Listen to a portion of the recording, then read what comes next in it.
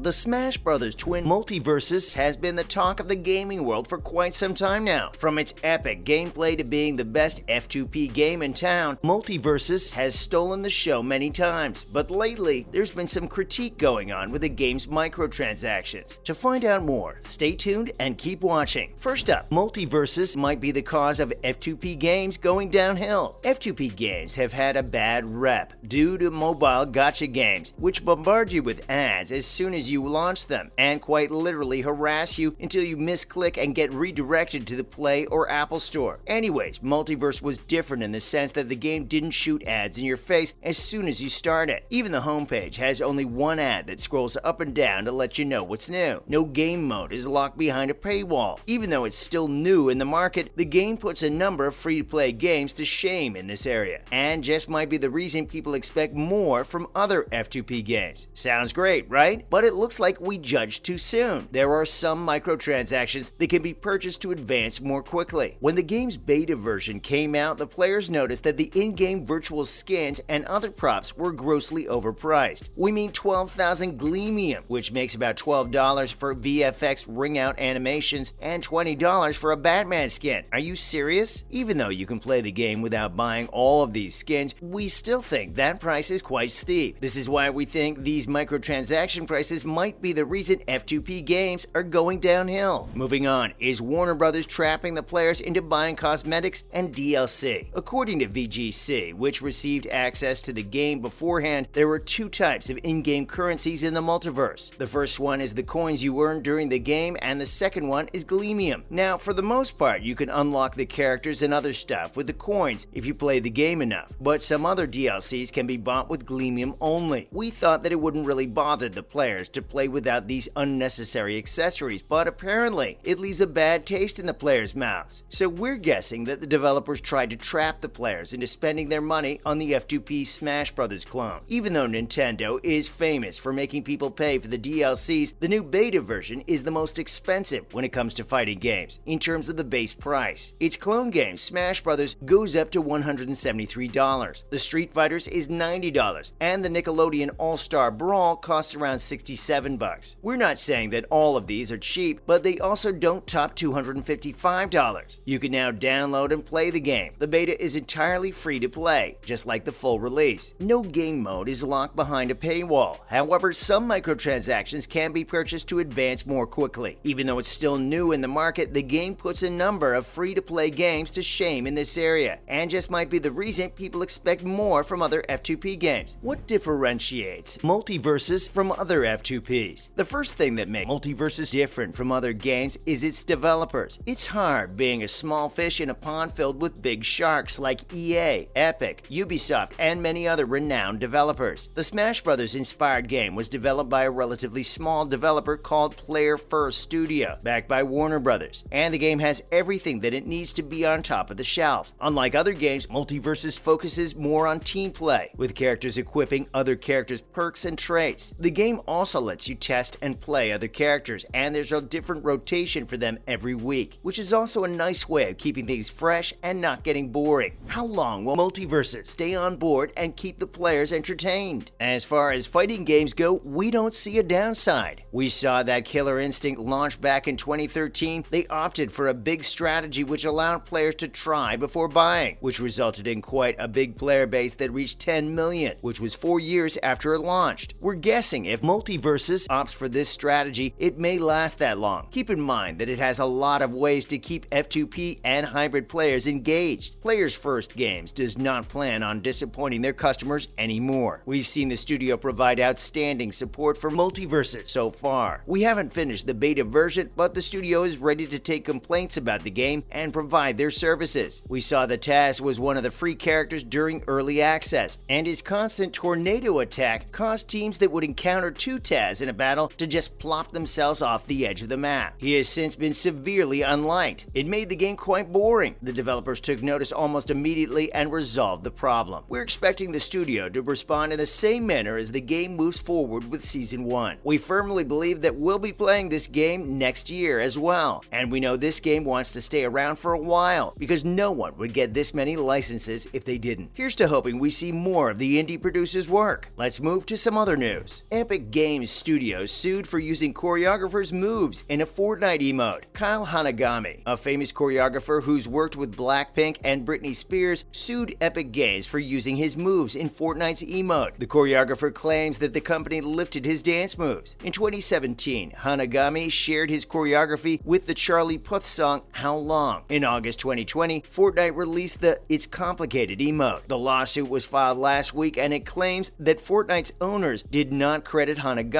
nor seek his consent to use, display, reproduce, sell, or create derivative work based on the registered choreography. Epic Games didn't request to give a comment about the whole deal immediately, but Kyle's lawyer released a YouTube video of the choreographer's original video and the game's It's Complicated routine, saying that this breach couldn't have been more blatant. Moving on, League of Legends champion Utter's dad bod revealed in the latest trailer. The long-awaited makeover of the League of Legends Utter the Spirit Walker was finally made public by Riot Games. The new trailer only revealed some details about the changes that have been made, but the first impression was outstanding. Riot Games claimed that Utter now has the ability to communicate with any and all of the spirits in Freljord. He can also channel the energy of these spirits and use them in his own unique fighting style, although it appears that Utter will still be using the Seer and Phoenix fighting postures. Moreover, his tiger and turtle stances have been changed with two new creatures of Freljord, the ram and boar. In addition to his new playstyle, the trailer showed Utter's new hulked-up frame. Let's just say if his axe and glowing eyes won't scare the enemy, his heavy-built frame will do the trick. Sea of Thieves 7 update brings many changes. The update brings many new features with it. Allow us to tell you that the captaincy will change everything. It adds more ways to roleplay as a pirate. As usual, the upcoming season will provide new Twitch drops, seasonal incentives, and Plunder Pass rewards. These additions include the ability to name your ship, build unique ship loadouts that last between playthroughs, add brand new captain's voyages, and much more. The most notable new feature is the option of buying your own captain's ship. Instead of loading into a ship of your choosing and customizing it with your available cosmetics as before, you can now exchange gold coins for your own ship, which you can then name and decorate with your preferred cosmetic loadout. Lastly, Steam Beta adds full Switch Joy-Con. Video game company Valve is continuously making new improvements to expand the way in which players can game on Steam, and the most recent update makes it possible to use Joy-Con controllers from the Nintendo Switch on the beta client. Valve is now allowing players to input Nintendo Joy-Con controllers both individually as a mini gamepad and joined with its other parts. This allows players of the Steam Beta clients to use the latest features of Steam before it is released to the mainstream. Valve also recently announced that everyone who presently has a reservation will have access to a Steam Deck before the end of the year. The business acknowledged that supply chain concerns have been resolved, and some customers who were waiting for their handheld device were shifted to Q3, while all other reservations were transferred to Q4. That's all for this video, friends. Hope you enjoyed it. Do you think MultiVersus microtransactions are a lesson for other F2P games? Let us know in the comments below. Make sure to give this video a thumbs up and subscribe to our channel for more videos like this. See you in the next one.